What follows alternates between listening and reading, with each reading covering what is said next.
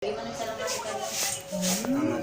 Pakai tangan, bukan pakai Pakai alat kelamin. alas kelamin.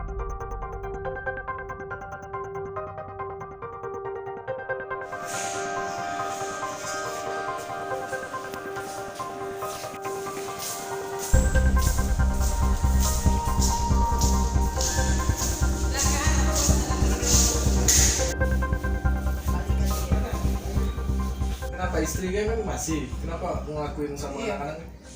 Hilap. Hilaf kok dia sudah 3 tahun. Sudah 3 tahun. Diancam ya?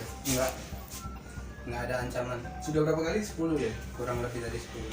Sudah berapa? Tapi lihat kamu takut gak dia waktu kamu berapa kalinya sudah 10 kali, gak ada takut dia? Udah berapa kali dilakukan? Lebih kurang dari 10. 10 kali. Bagaimana cara melakukannya? Tangan. Pakai tangan, bukan pakai Pakai alat kelamin. alas kelamin. Pertama kali pakai tangan.